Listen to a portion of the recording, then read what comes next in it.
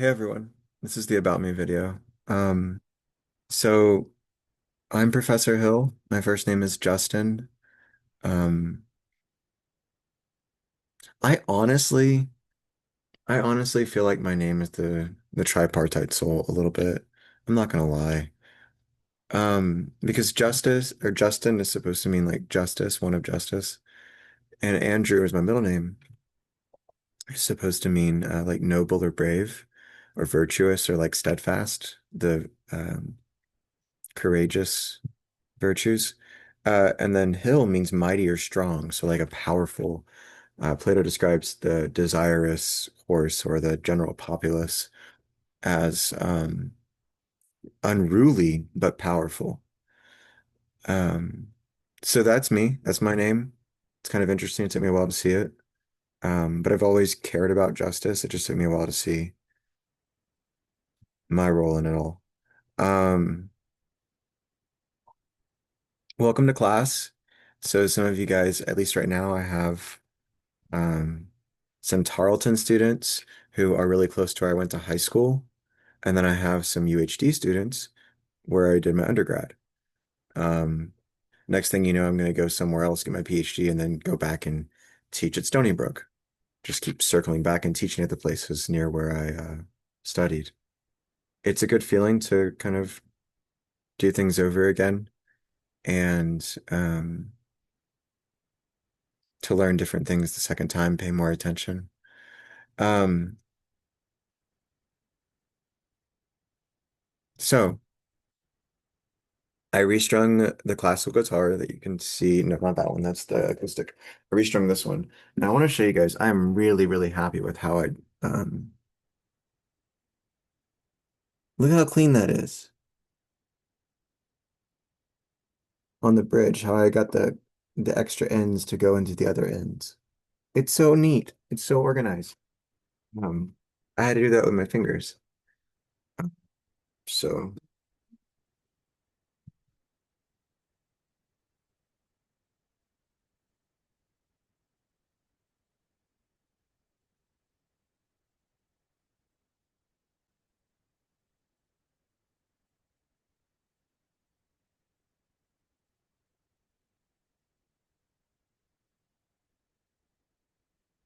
so fun thing about nylon strings, it sounds like it's already gotten out of tune again. I restrung it yesterday, I think, and set up professional audio and audio settings. No, thank you. Um, they just kind of like stretch. They keep taking a while to stretch out and get wound up to the proper tone. Um, but yeah, I'm pretty happy with this. I was always intimidated by restringing the classicals as opposed because you have to tie the bridge. With a regular guitar, there's like a knot. It's a well, there's a tuning peg that goes in, but then there's a bulb type thing at the end of the string. Um, that can't go past the tuning peg, so it's thicker around the rest of it. So it's like an anchor on the inside of the guitar. So you put that in there, and then you put the peg down, and then you pull it taut, and you want to make sure it's not caught because if it like loosens up, it'll anyway. Um, well, basically, if the tension on a guitar changes too quickly, it's really bad for the wood and the neck. So if you're trying to tighten it and it's like the bottom of the bolt is caught on the bottom of the peg and it needs to go like, because it needs to go, if the peg is here, it needs to go around. So the bulb's there and then the string comes this way. And sometimes it gets caught right here. This is how I imagine it. It gets caught right here and then you're tightening it or pull it, whatever it goes. Pop. And so it might knock the peg out. Um, anyway. I have a few other things I want to show you. Um, I just think that if you know a bit about me, uh, no matter what class you're taking with me, whether it's one this semester, I'm recording this in August 2025. Um, I also kind of think these will be like the journals I leave behind one day if people want to study. Um, anyway, it's easier for me to express what I'm observing and learning and what I have learned in the past through this video format. So There's lots of reasons to make a video like this. Um, and it amongst them is for the class, for my classes. So I want to tell you about my where I've been so far, basically. Plato has I think it's the Phaedrus. He says, "Where have you come from and where are you going?" Um, some of it's interesting, some of it's exciting, some of it's humble, some of it's I'm a little bit impressed by it. I try to not be impressed by myself. I try to impress myself and then not be impressed. Um, work hard and have high standards kind of thing. It started raining. Anyway, oh, and I don't think I told y'all I was so like just not even 10 minutes ago, I was terrified because iCloud was causing problems with my file architecture. I use both Windows, OneDrive and iCloud and other backups. And I couldn't access anything. I was trying to record this video and I couldn't open any of my folders or my files. And it was as simple as like going into, I didn't have to do any command line stuff. I didn't have to like go into Task Manager and reload anything. I went into settings and I went down to iCloud and I clicked uninstall, but then it eventually opened up. And I just terminated all the processes. So if you ever have this happen to you, so I clicked terminate and it was different than because it terminated all related processes. It got somewhere behind what Task Manager was able to do. Because I'm pretty sure I'd already closed iCloud at one point. But maybe it has multiple threads. Sprawled out systems like Windows, which are very like ground up, um, they're so chaotic. They can like we get runtime errors and inefficiencies and any system that just kind of keeps growing out. Okay, not a philosophy video. This is an about me video. Um, I wanted to show you some stuff, but I didn't open any of it because I was fixing that error. So let me open some stuff and then I'll do screen share. So give me a second. All right. So I'm back. I got the stuff pulled up. Let's start with, well, I've got a doc I'm going to read to you, but let's do the pictures. And I guess I can, hmm, let's do it this way. That should be fine.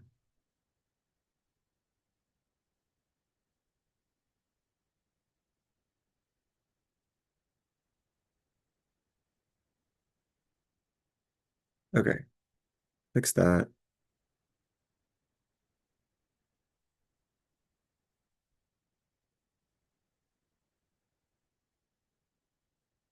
Oh, sorry. I wanted to do side by side. Cool. So I just wanted to show you some pictures. I guess this was the Guggenheim, um, which is a museum in New York City. It's really cool. I guess you need to know the story before we do the pictures. So, um, I was born in Southeast Texas, in between Houston and Louisiana. Um, I lived there until I was about 11 or 12, about 11, I think. 12. I was 12. Um, and then we moved to Oklahoma, to northeast of Tulsa. Um, I split my face open when I was 9 years old. I was riding an electric scooter and hit a brick mailbox, and I had to get 40 stitches. And um,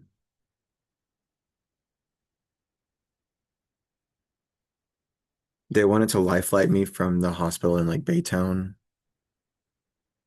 uh, to the one in Houston. And it was raining, so they couldn't. So I went in an ambulance instead. Um, And it wasn't just like a bloody head wound, like my skin was splitting apart. My mom thought it was just blood when I was, and she really started freaking out. What else happened? I went to middle school with Zach Bryan. That's kind of a highlight now that he's famous. We were pretty close friends. I went to like his birthday parties. I was in one of his close middle school male friend groups from the church we went to together. Um,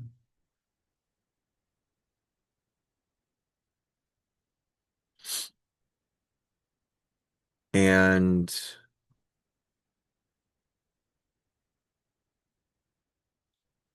um, yeah, we did all sorts of other stuff. I did wrestling in ninth grade. We had horses in Oklahoma. I had a horse named Lucky, but he impacted. Um, I had a blue pickup that my parents got it for me. I think it was pretty affordable, maybe a couple $1,000 uh, in like 2012, 2011, 2010. And it caught on fire while she was pulling horses with it. Luckily, they're safe. Oh, my sister. But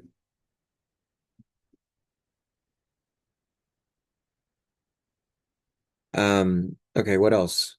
We came back to Texas around the time of, like before I started 10th grade, and I went to Huckabee High School. I was valedictorian, but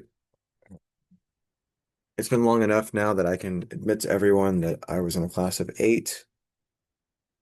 Now, admittedly, I've heard good things about Huckabee. I've heard other things about Huckabee. Um, that's how you pronounce it, by the way, with B-A-Y. It's Huckabee, not Huckabee. And yeah, I was religious growing up. Um,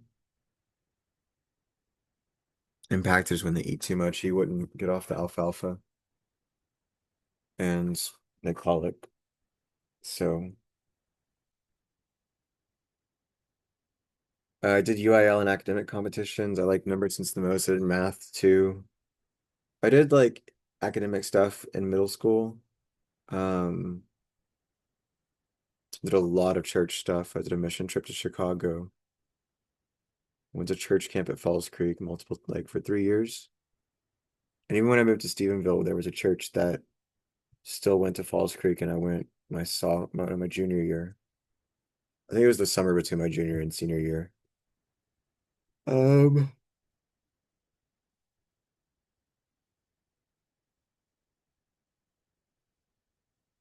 that one was kind of cool because I went with the woman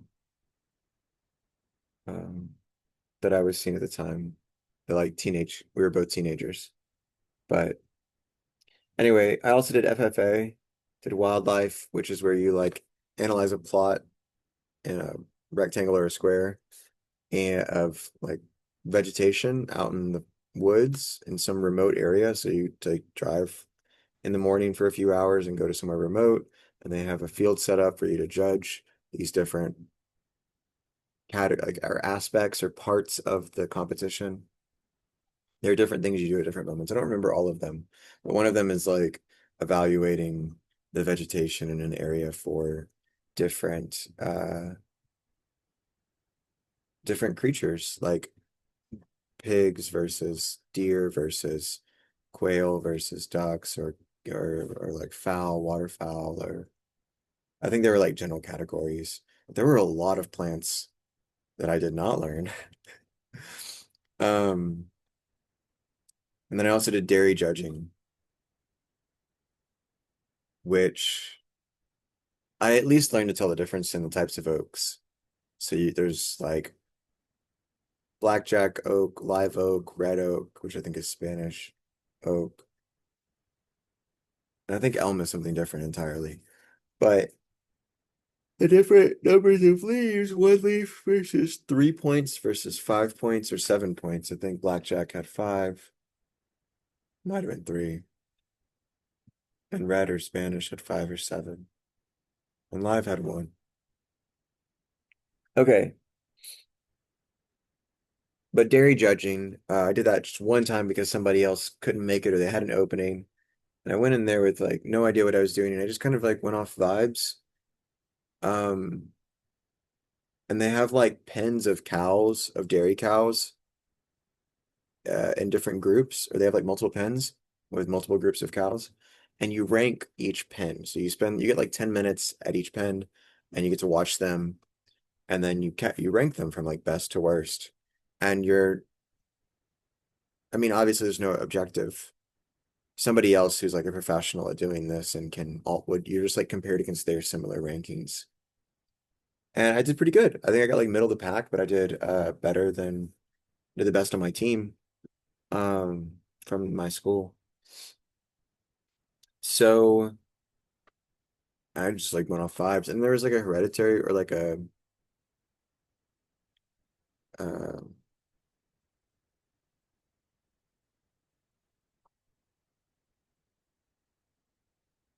forget the word, but looking at like the bloodlines. And I don't know any kind of that stuff, so I obviously didn't do well at that. Valedictorian, I did 12 hours through Ranger College. Oh, I also did we did ag and shop class. So ag and shop class for me in high school. I guess I wanted you to know all the rural stuff I did growing up. My mom still has a mare breeding program for paint barrel horses. Um, my stepdad has an organic dairy farm. I don't mess with that, but I mess with the horses a lot. A decent amount. Um, I can feed them, I can water them. I know when they're not doing well. I know how to be around them. I can't do everything about training them. I can get them on the ground and desensitize them when they're babies. Uh, I don't know the medicines.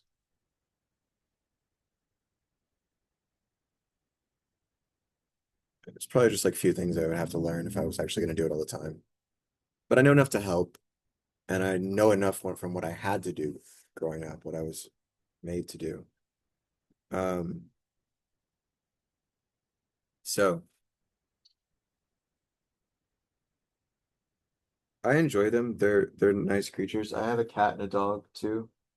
I've had the German Shepherd for 10 years, and I've had the cat for a little over a year now. I rescued her, but I've known her for 2 years. She was on the street for 17, 15 months, somewhere in there, at my old apartment in Brooklyn. Okay, what else? Um,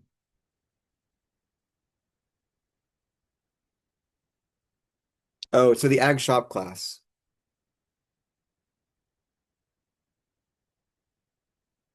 Right.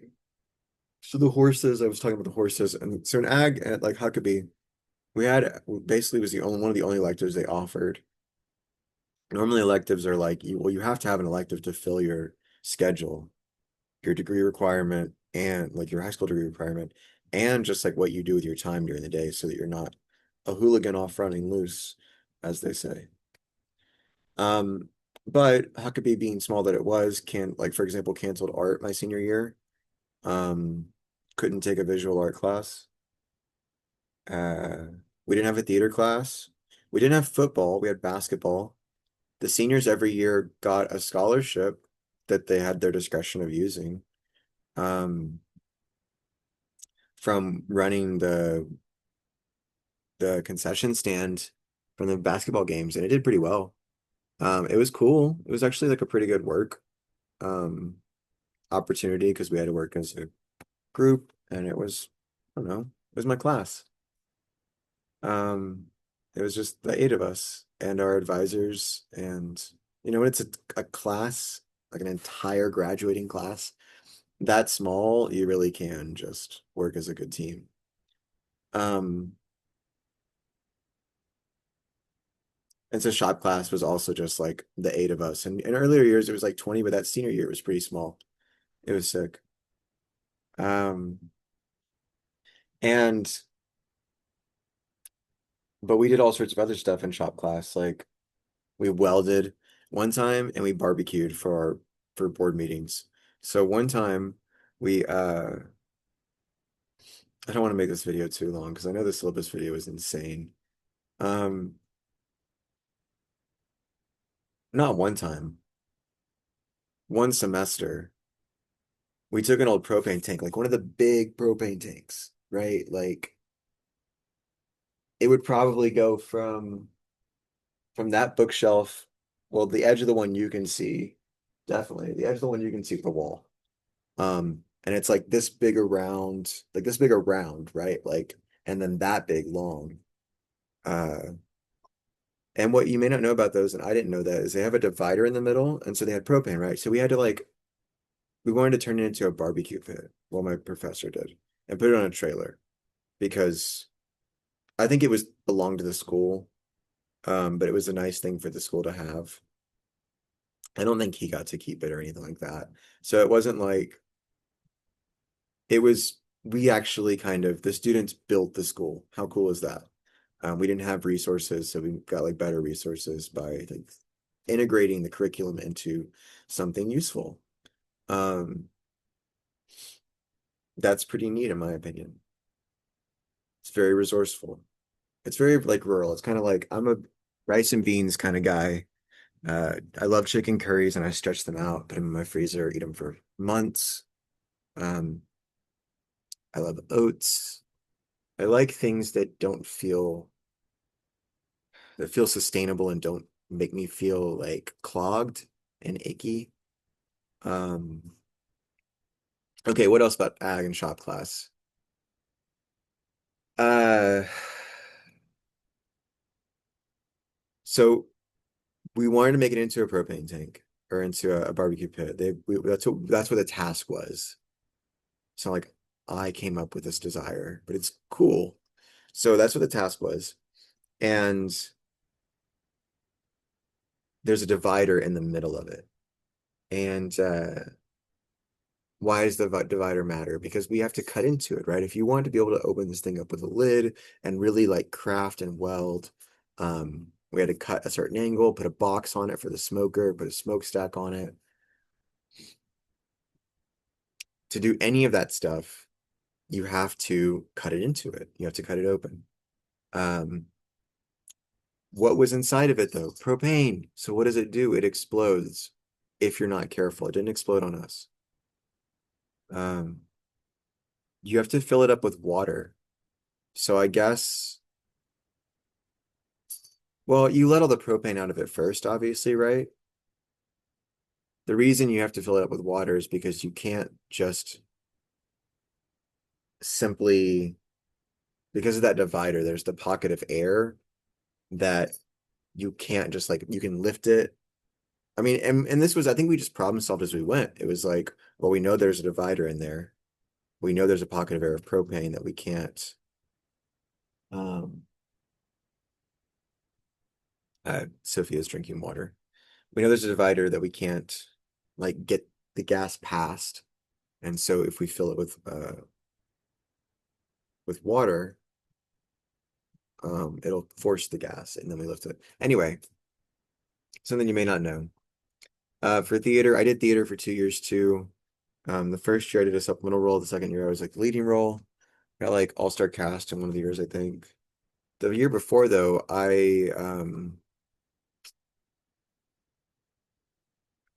unnoticed detail, only appreciated by the cast who knew the plot of the play, but I broke my lines to improvise a line. So I did something I shouldn't have done and maybe like broke went out of character, but I did it because somebody else forgot to say something that was explanatory to the resolution and the final sentences of the plot. And so I said something connecting it because they like remembered their line, but they remembered the wrong line, or they skipped something. And I like interjected and I was like, the long gray hair that they used to have, because it was a rose for Emily. And spoilers, well, I won't spoil it. But senior year we did The Actor's Nightmare with a different director. Um, and I was the lead. And that was fun. That was fun. Still didn't go past zone, didn't go to regionals for one act play, which is a UIL competition in Texas. Um, and I was a theater major for a year at the University of North Texas. So I went to UNT first as a visual major after Huckabee, and after 2 years I didn't do so well, and I transferred and eventually finished my degree at the University of Houston downtown, where you all are at, or some of you are. Um, some of you are right now for these current students. I don't know about next semester. I don't know where I'm getting my PhD. I don't know what's next for me. But I'm grateful to UHD. They are amazing. Um, when I went, I think they had the lowest tuition in the state. I really, really value their economic sensibility and focus um, on the coursework. I learned so much from them, and I had a ton of tutoring opportunities. I was an SI instructor. We'll get to that. So I did 12 hours at Ranger College, dual credit, and then I went to UNT. I also went to Lone Star for a semester, did my first philosophy class there. It was a logic class. Actually, I took an intro to philosophy class at UNT, and it was a class I did not finish. Um, I really did not do well there. That one semester was, um, and that's happened for different reasons again at different times in my life, and I just keep realigning and pushing through. And I'm grateful to everybody who's given me grace all along uh, that way.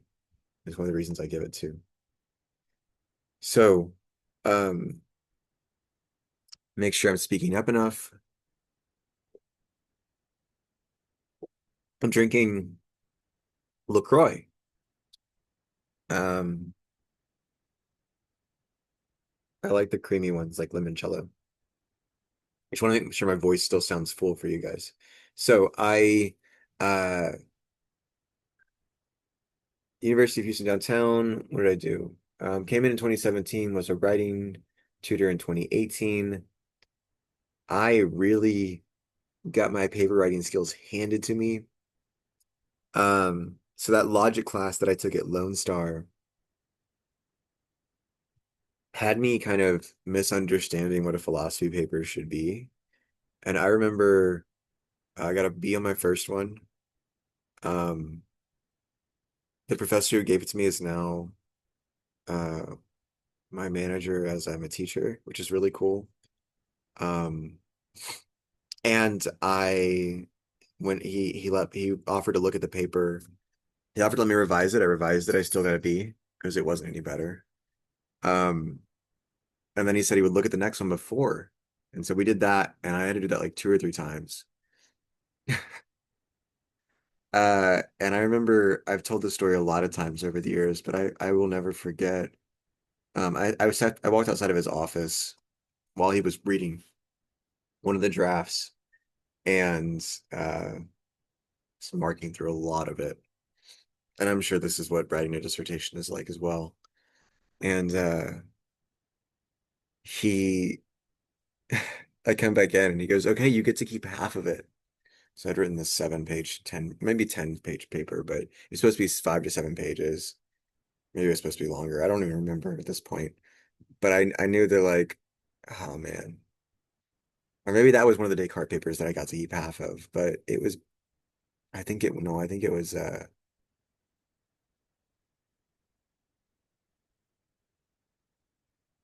but yeah, that was my first semester in philosophy, and here we are now. So I had a few other teachers that I really, really enjoyed at UHD. Completely changed the trajectory of what I study and why I studied it. Uh,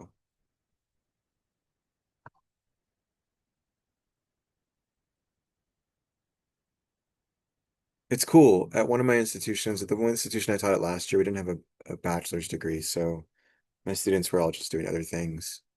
And all of you guys actually have the opportunity, if you wanted to enroll in the bachelor's program at UHD.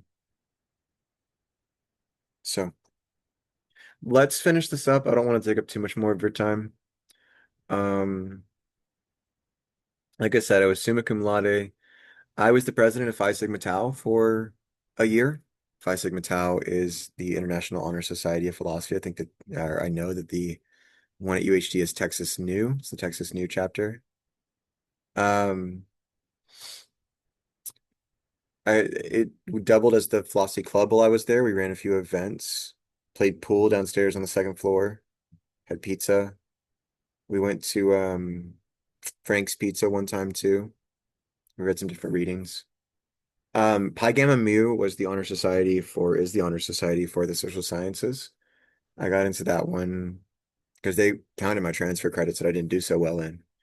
Uh, and it was broader. Well, they all do, but it was broader than philosophy. I hadn't taken as many philosophy classes at my previous institutions, but I had taken psychology and sociology classes before I started philosophy. Um, so I guess I'd kind of gotten a lot of exposure to the sciences, the hard sciences, the social sciences, and then I just chose philosophy because, and the arts, and then I chose philosophy because it's the more abstract, not necessarily more abstract, but it's the more free, the more flexible, adaptable.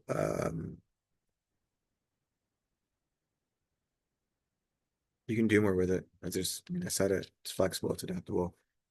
It goes to any of the different disciplines. I found that I was attracted to that aspect of all the different things I was doing, right? And so doing philosophy lets me do that all the time for anything.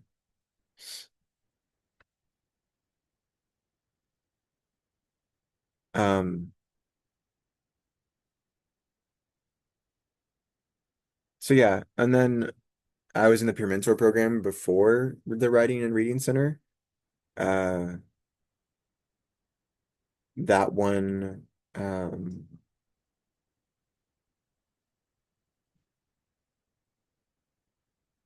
was just thinking about an old mentor at the writing and reading center. He's a wonderful person, Scott. He's the old. I don't know if he's yeah, I don't know if he's still the director. I should know that. I could look that up. Um, but the peer mentor program, I stuck with a couple of freshmen, a group of freshmen, about 20 or 30, I think, and made sure they were engaged all semester. Children at Risk, uh I helped with disaster management after Hurricane Harvey. I collated resources for the organization for like immigration, for legal aid, for housing, for food, for childcare. Um, Everyone in the org sent me stuff and I put it into the same organized file. And then I looked for like other resources and kept adding them and evaluating them. Um, I don't think I can say too much about what all I did for them, but I also evaluated some other state projects like parenting. I worked on the parenting and family well-being team. So we looked at parenting education resources that were mandated by the state. And I think I did some few other things, but I can't quite remember everything. Um,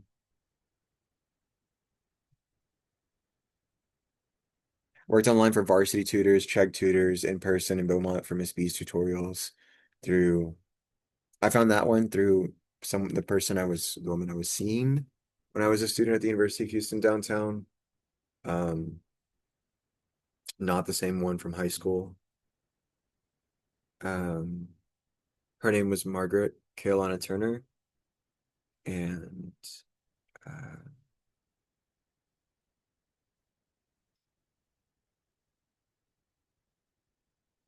I think part of me has a hard time accepting it still. But as far as we all know, she's passed away.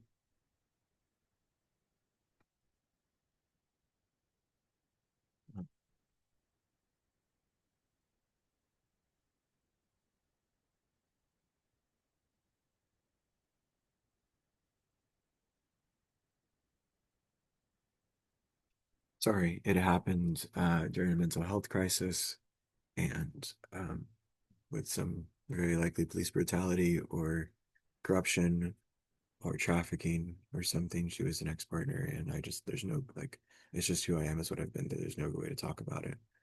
Um,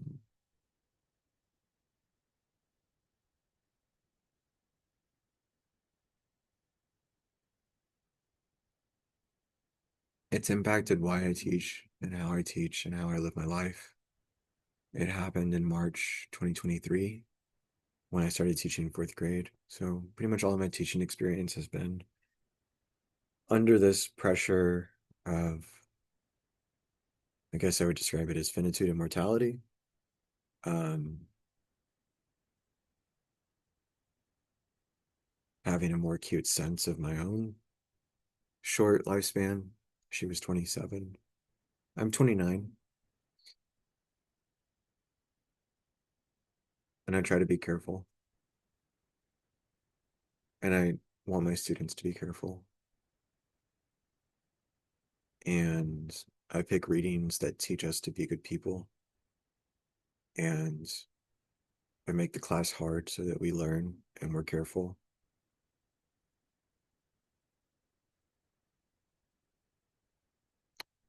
She's in some of the pictures. I published a book review that's dedicated to her that's coming out this year still. Her funeral wasn't until last November 2024. Is like, I mean, her remains weren't found until 13 months after she went missing because it was covered up.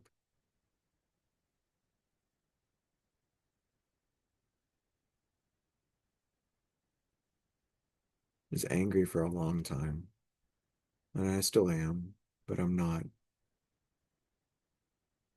I'm in control of the anger. At this point, it's more like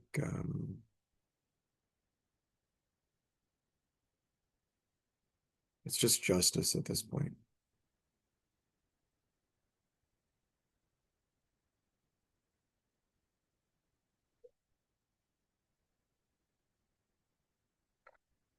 So it's why I do the work that I do. I had reasons before, but it's pretty much why I do the work that I do, both teaching and research, specific philosophy I'm interested in, the organizations I volunteer for, the things I try to publish, how I read what I read, how I interpret what I read. Okay, there's also a poem we'll read. I wrote a long, I guess we'll just. So in 2019, she and I moved to New York together. Um,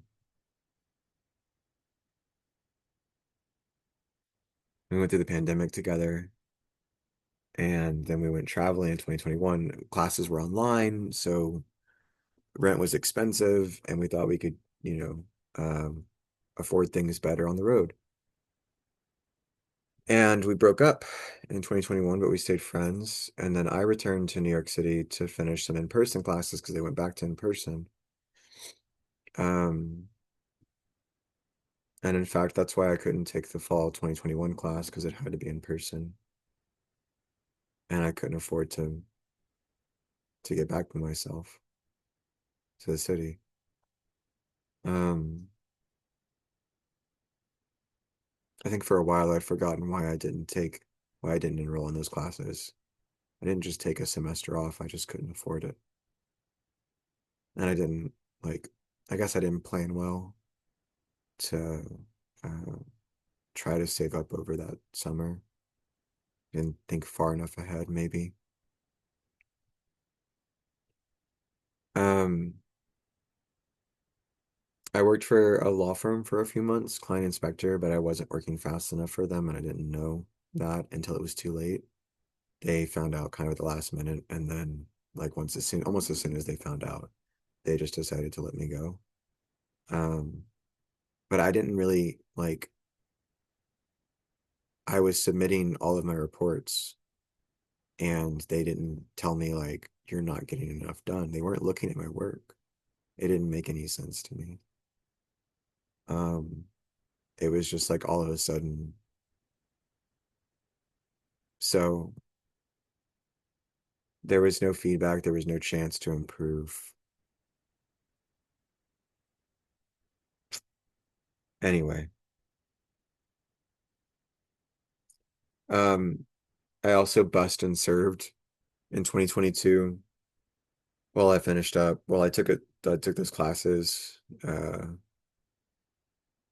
I don't want to say where and when, this is getting long. And then I taught fourth and sixth grade at Success Academy Charter School. So that was when she went missing. Um, I found an apartment and we had put stuff in storage, so I got out of storage actually on her birthday after she went missing. And like this green couch, for example, she really wanted to have a green velvet couch. So when we went to New York City, she got one. And I put it together and I've been taking care of it. And for that first year, I didn't know where she was.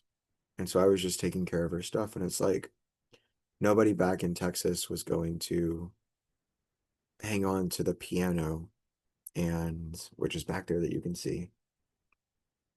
It's got a funeral pamphlet on it and her books.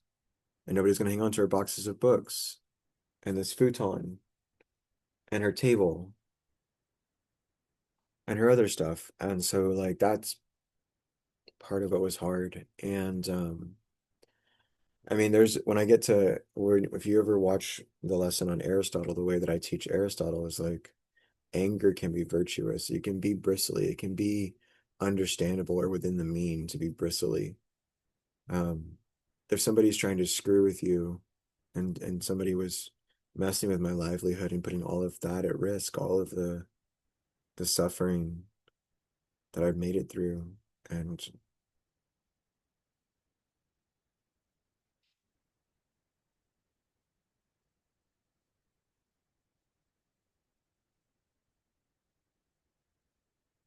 and the things that like helped me process it, the reconciliations I'd made, um, not because they're things, but because they're her things. Not because I use them in a certain way, but because they were ours.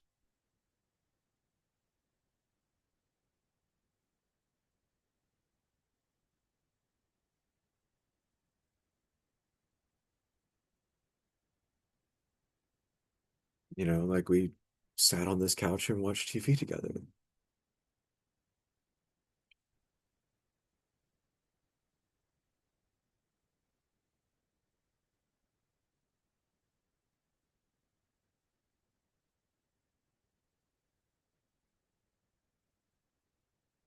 And I don't think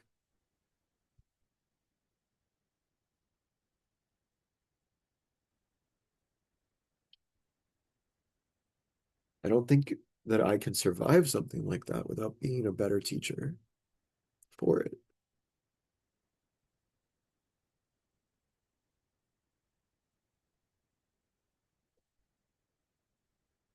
So the reason I tell you about it is that I'm asking you to trust me.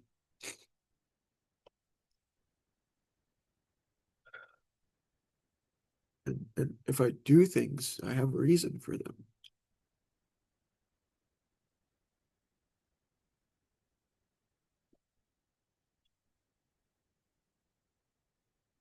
I know my class is tough.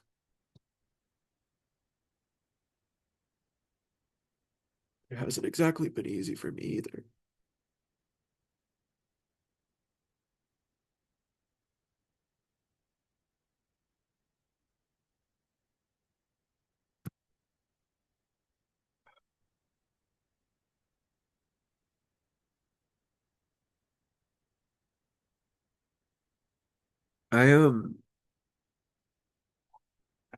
Think I still have it.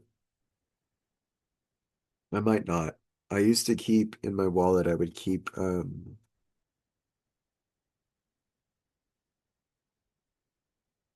I gave a graduation speech to my fourth graders.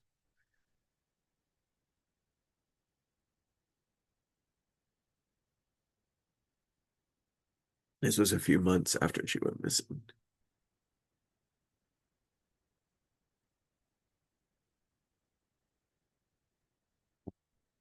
My fourth grade homeroom, I was the third teacher in it. And the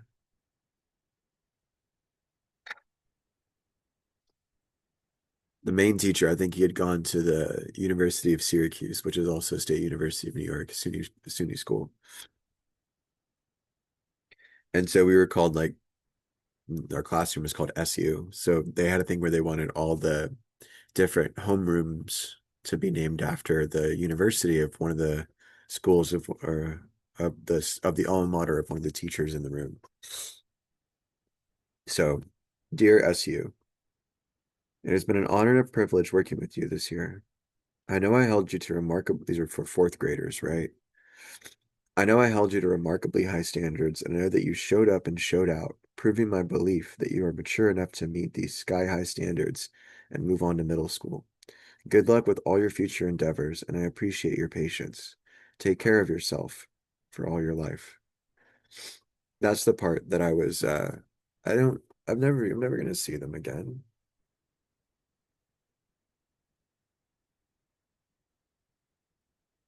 I have a few months to teach you something. That's it, you know. And then you have to be safe, and you have to be good, and you have to be kind.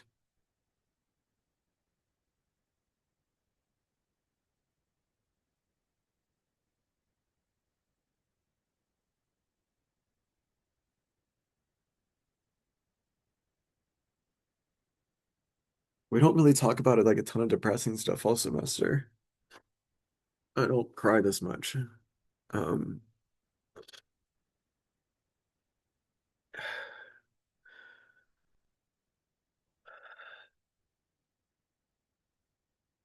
I just care,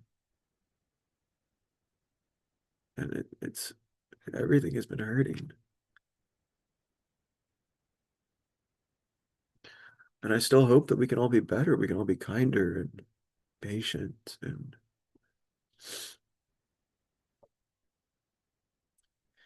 so my animals. And then I taught sixth grade. I also went on to middle school and I taught sixth grade the year after that graduation. Um, so I taught fourth grade for like 3 or 4 months and then sixth grade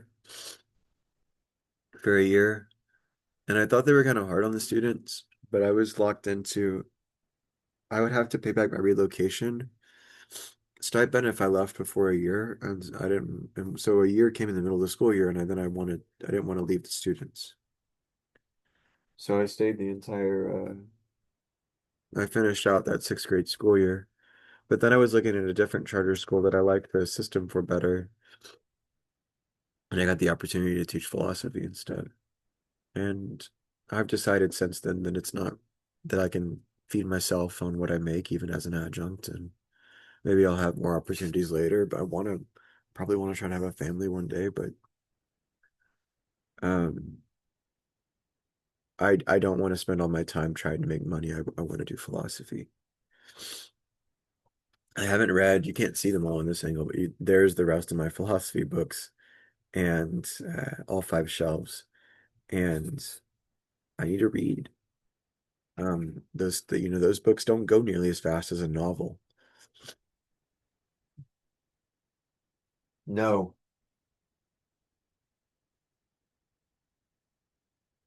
sorry. I need to address that.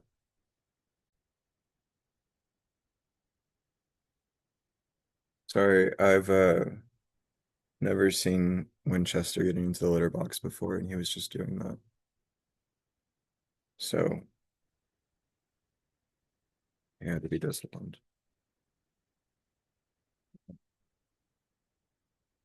because it's like he'll get sick.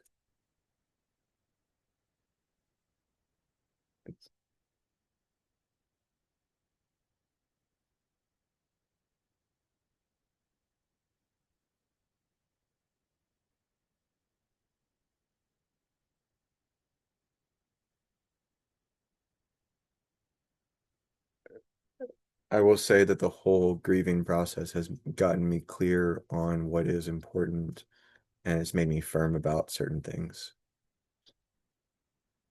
So my typical firm demeanor comes from that, from a desire for things that are safe, hygienic, clean, intelligible, clear, healthy, helpful, productive, valuable, good, excellent.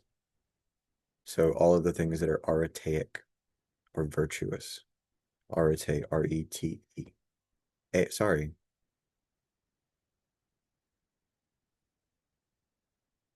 I was trying to understand why I did that.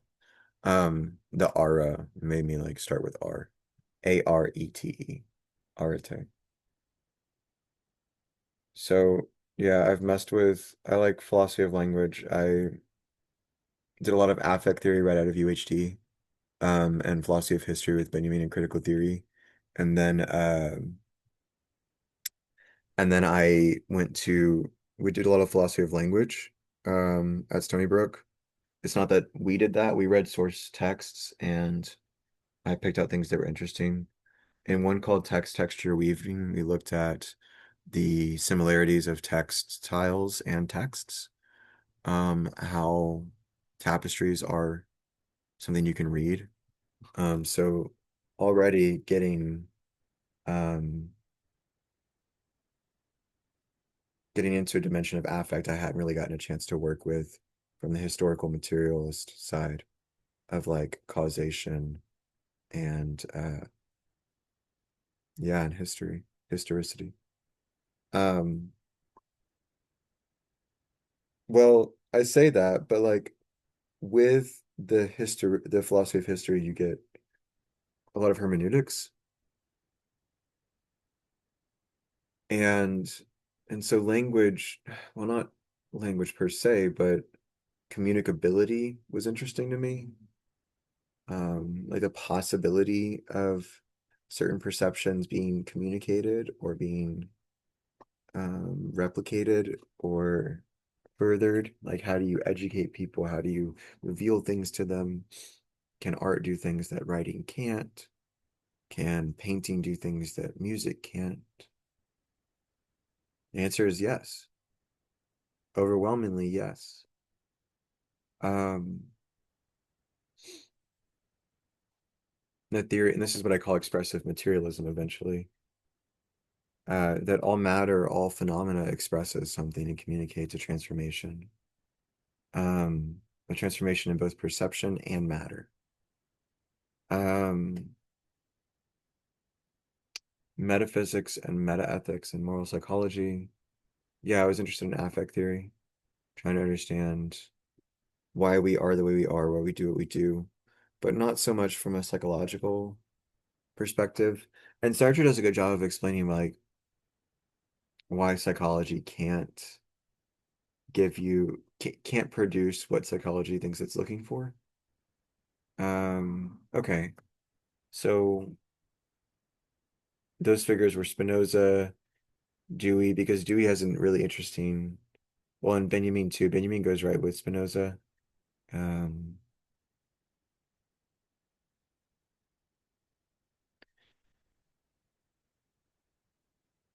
Dewey has a really lovely take on language and emotion and art in Art as Experience.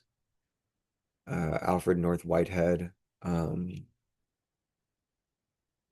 well, and Dewey were in conversation together, and Dewey explicitly agreed with Whitehead's prehensions, or the idea that phenomena are out in the world, that matter has experience, that experience is not just something the brain has.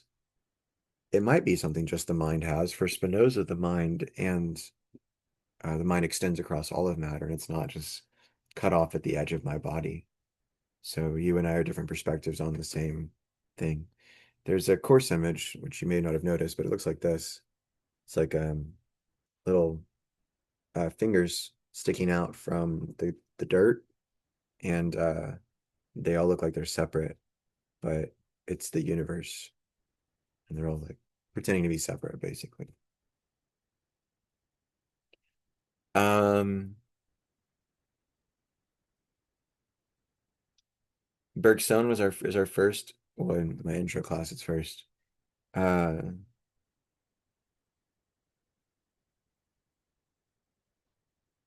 Yeah, these are honestly figures that I haven't read enough of.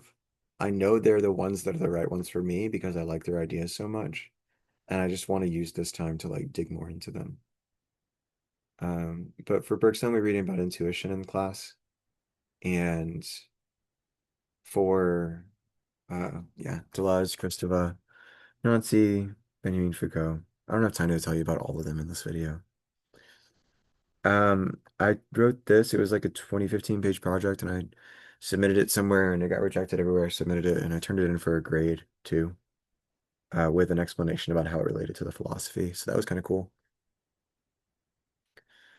Um, The Valor of Mortality was what I wrote for K. Um, Processing that. Wrote a lot of poems while I was teaching. I wasn't doing a lot of philosophy in 2024. In 2023, I just,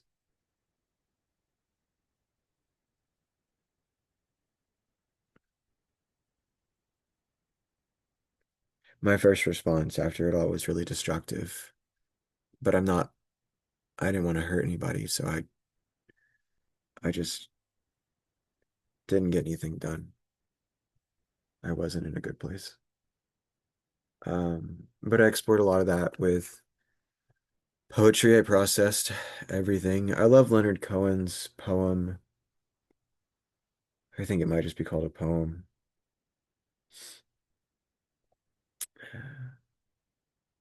I am the only one who could write this poem. I wrote it for me, basically. Nobody else's words were exactly right, so I had to figure something out. Um,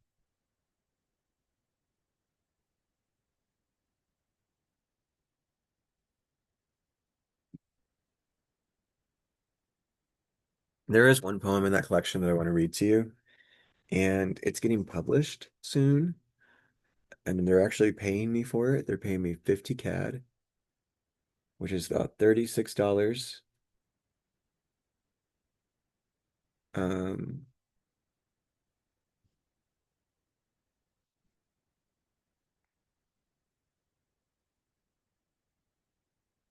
and I read it to all my classes, so I'll read it here. That's where I do that. And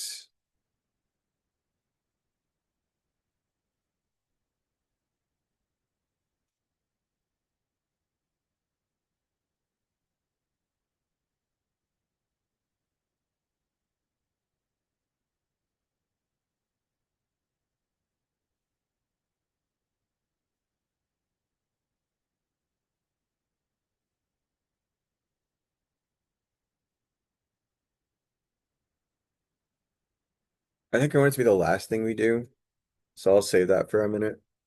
Um, it's kind of like the inauguration or the ritual, I think, that like really like you should end on. So I do want to wrap this video up. It's been plenty of time. And just so you guys know, I know that your icebreaker videos are 1 to 2 minutes long. It's not because I don't want to know more about you. It's because I want to keep your work for some of my classes. I may change that design later, right? Um, and I want this video to still work for those classes. But uh, I wanted, I just didn't want to ask you to do a lot. And I have over 100 students. Um, this semester I had 130 and 140 in the semesters before. So, and like, I don't know. It's easy for me to invest in you. I want to. I don't know who you are. You may need to like see different things about me to want to invest in this class. But I really believe in like the personal relationship aspect of getting students to learn. I understand that it doesn't just happen without humans. Um, and the other thing is that I teach as a way to engage with humans. We'll get to it at the bottom down here. It's a phrase from Jean-Luc Nancy about each new person being a different access to the meaning of life, basically. Each person is an incarnation, and so they've had their own history with their own problems and their own griefs and their own ways of addressing them. And curiosity about that and learning from that teaches you something about yourself and about them, which is to say the same thing because we share existence. but we're still individuals. Okay. Um, so I have an Instagram account that you could use or keep up with me on if you want to. And I have a YouTube now too. Um,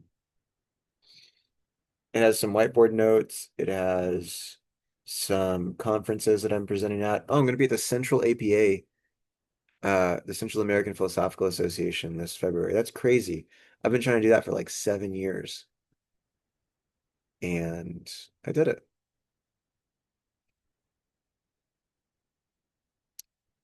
Um, yeah, notes. And then art. I actually have, this is probably what's more important to show you from here. Um,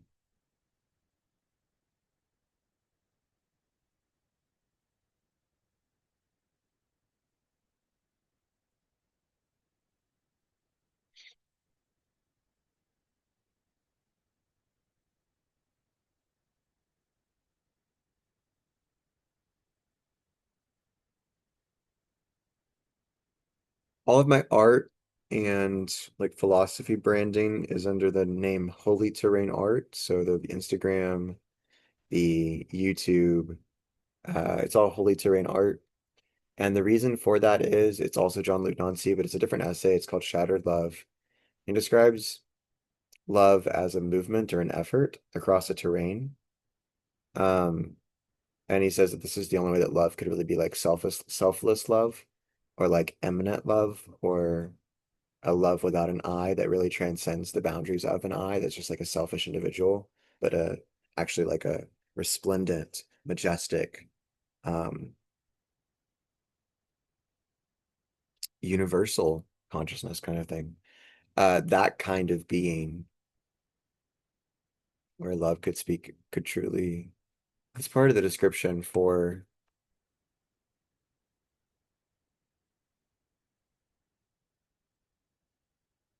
I'll pull it up over here. It's part of uh,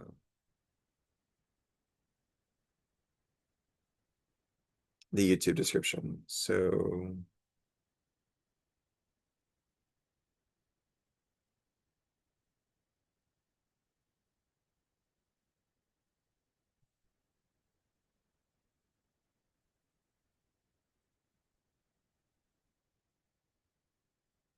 in accordance with these two gestures, Heidegger was prevented from summoning love to the ontological register. On the one hand, he could, in effect, only collide with the metaphysical dialectical thinking of love, which had redirected the mitsein or being with into the space of subjectivity. On the other hand, love, insofar as it is traversed by being, exceeds the very movement of care which surpasses and liberates the other. This movement is still thought starting from an I or from an identity that goes toward the other, and it is not thought of as what cuts across and alters I, going to the other, while the other comes to it. So this is transcendence versus eminence, basically. Is it an I or an identity that you have to, an individual, a separate thing that you have to cross? Or is it a primordially unified thing that is differentiating in its processes? And it is the cutting or the motion or the differentiation that is always at work.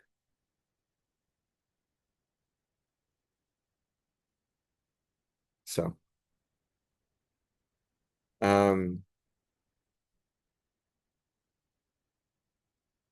that's why I use the moniker. My curriculum vitae has one online visual art exhibition. Uh, I guess I could tell you which paintings it was. It was, I think it's coming up. I should slow down, sorry. Um,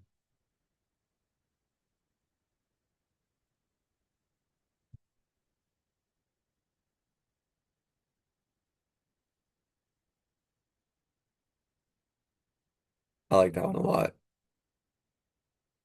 It's got good like regions, a lot of like different things happening that blend really well. Um,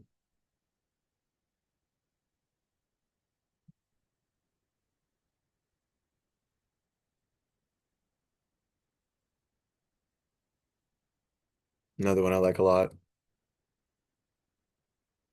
This one was based on a song by FKA Twigs.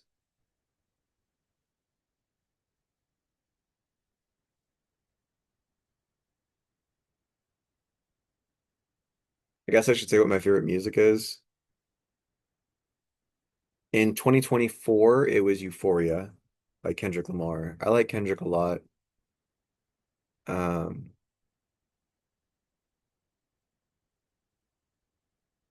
yeah, I listened to GNX a lot. I think it was one of my top albums despite coming out at like being out only a month. It actually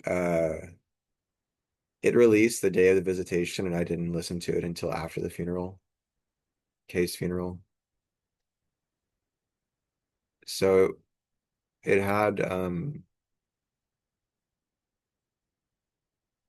it had some weight to it.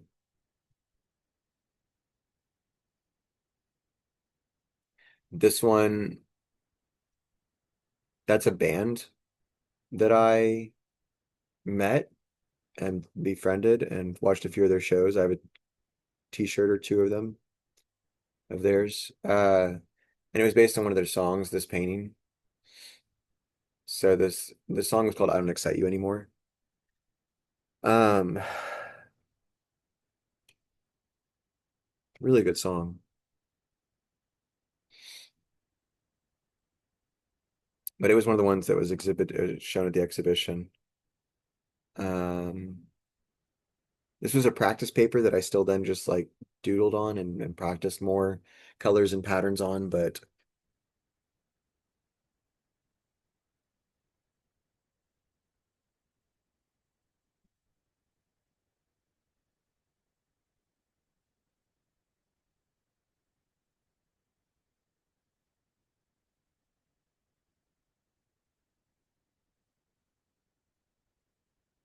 some of it was collaborative. So that was the other reason for Holy Terrain Art. It was something that started with a friend, and I have no opposition to working with other people. And it doesn't have to be visual art. It could be fabrics. I dyed some clothes in 2022. Um, I also can play guitar as I showed you earlier. I was playing, let me pause this and tune it real quick, and then I'll play a little bit more. All right, I won't play too much, but I had some files that I've played like to an in class, to an in-person class. I don't want to do that. So I don't normally play,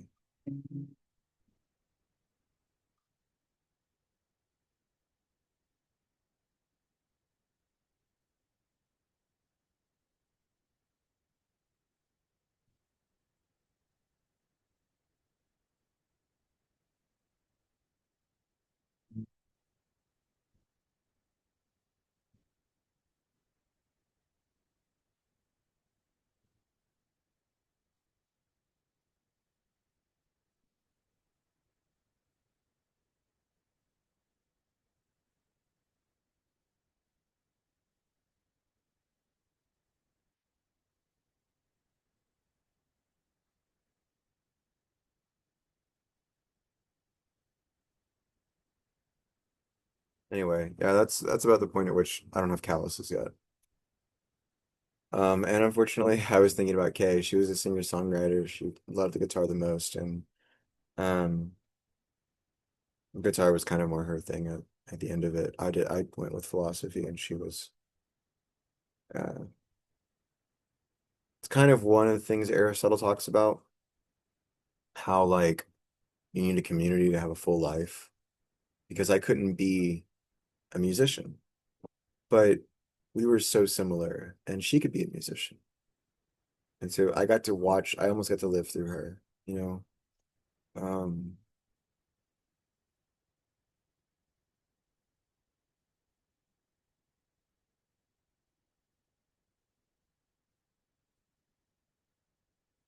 but yeah, now she doesn't play and I don't play. So, My favorite one is that one by that I played earlier by Leonard Cohen.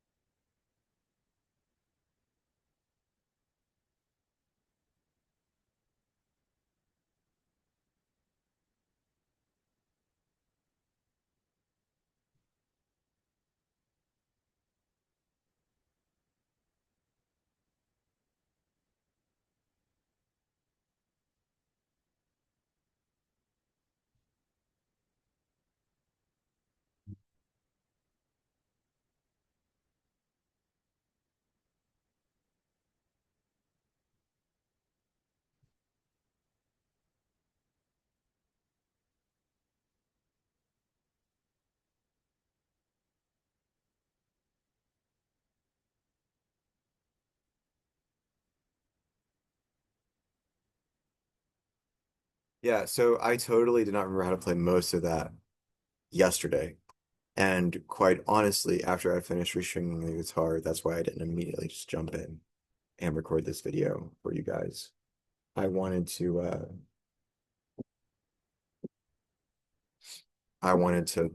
get the changes. This one in particular, the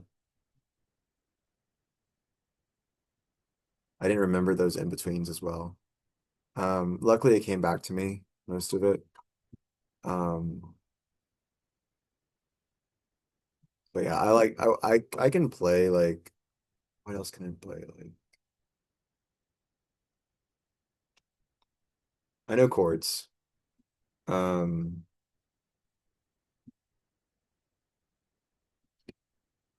but I heard there was a secret chord, David Bowie. Please. It's the wrong key for me.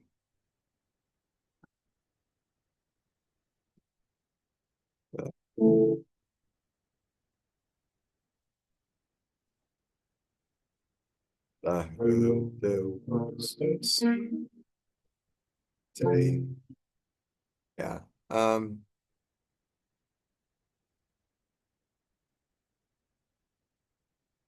I just mostly spend my time practicing guitar because it's like really hard and uh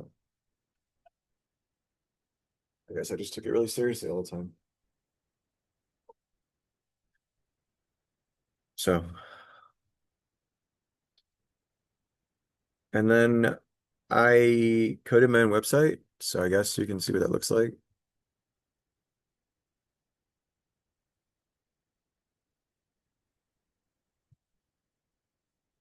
This is the pretty side, like the thing that looks nice, and you can go to publications and see what else I've published, and you can go to service and see where I've done things and helped and try to contribute. Go to teaching and watch videos like this one. Um, so like this, um, I'll probably like link this video and on this on the website right here. But then it has Bergson and everything else. So anybody that's not even one of my students can literally take my class and learn all the material if they want to for free, just like Socrates. Now, is that what I see on my end? No. I have to make sure it looks nice. This is what I get. This is the this is World Religions. So it's one of my shorter ones. This is the one that has all of my intro to philosophy videos on it. Just a copy and paste embed code from YouTube. Um, it's in Markdown, so it's kind of like simplified HTML code. And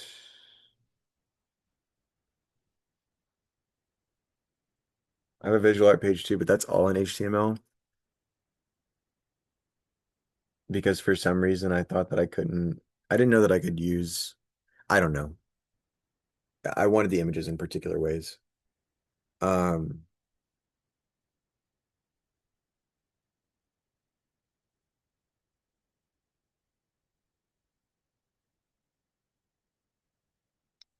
so that's that.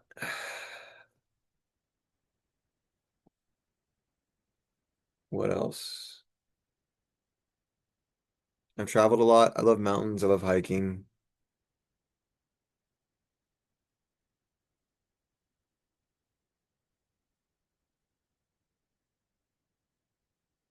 So what is philosophy? Is also kind of a thing about, you know, we'll just wrap this very quickly. I don't think, oh, I want to show you the photos too. So what is philosophy? Well, there's usually like no, this is not the video to do that. It was something I would do, it was something I would try to do in the about me with the icebreakers and the introductory stuff and the syllabus video.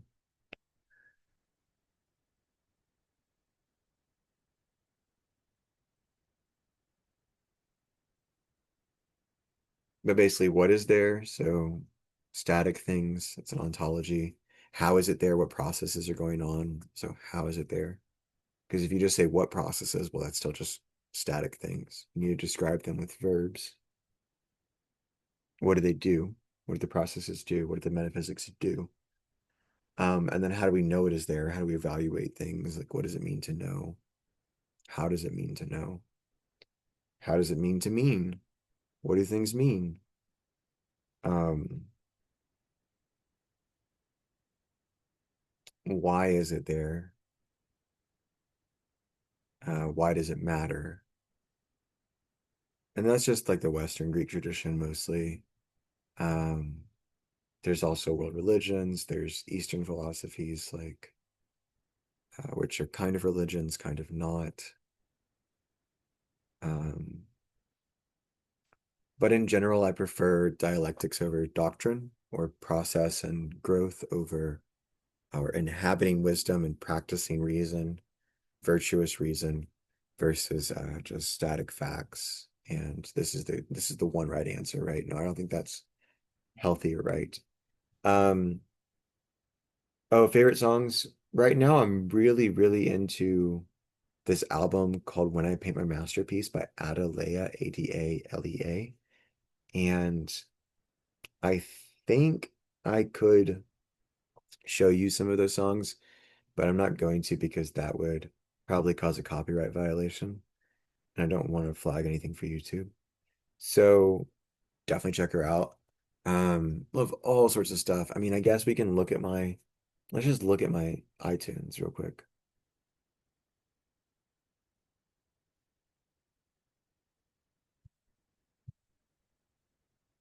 Um, so got some Jimi Hendrix, Adelea, Feeble Little Horse, Indigo D'Souza. These two were with Saddle Creek. I really love Saddle Creek as a label. They put out really good stuff. Caroline too. This was a really interesting, weird album. Again, I knew Zach, but we don't talk. He won't talk to me. Really liked this album by Daughter, and this one by Claro. Kay really loved Craig Finn. I have this album on vinyl, and I was listening to it a lot. Um, and then yeah, like some Stravinsky, Firebird Suite, uh, Willie Nelson, Bon Iver, The National, Banks, Charlie XCX, Camila Cabello.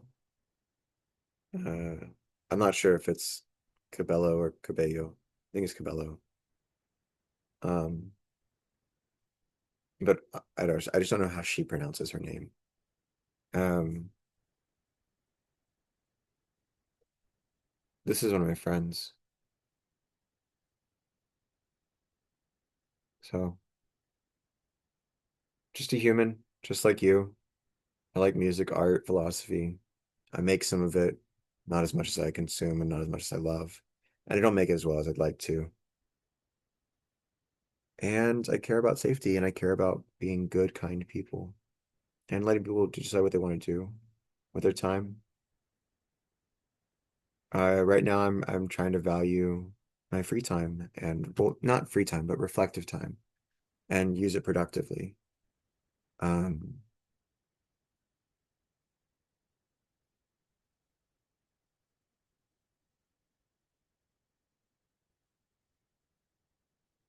that's plenty. I appreciate you guys. Um, I hope you enjoy having me as your teacher. Uh, I will try to keep it efficient and beneficial and warm and friendly and patient. So, the deadlines are the deadlines, but I had a really great teacher. She said the deadlines are the deadlines because we have to have deadlines and they have to be. And it's just that simple. They just, yes, they could have been that day instead of this day, but they are that day and they're going to stay that day. So they need to be firm what they are. And so I mean what I say and I say what I mean. Um, but we take our time getting there and I make sure you can get there too. Let me know if you need anything. Thank you guys. Oh, you didn't see the critters. Let me rascal them, wrestle them. Let me wrestle them up for you. So I've already introduced these guys in the outros of most videos. That's why I remember them is because I put them in the outros. But this is Sophia. Say hi, Sophia.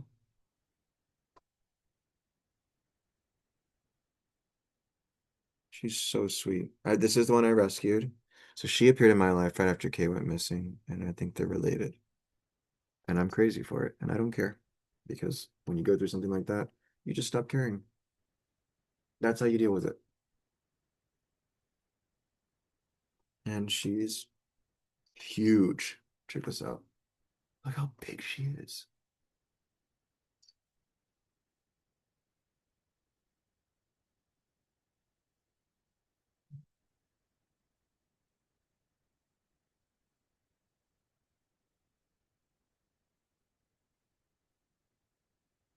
She goes crazy over that spot. It's like I'm playing a bass. She's huge. Uh,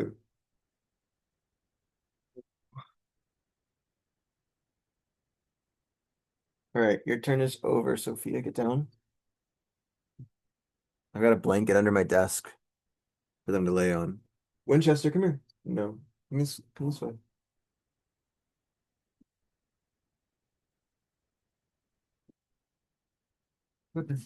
No, come on. There you go. Oh boy.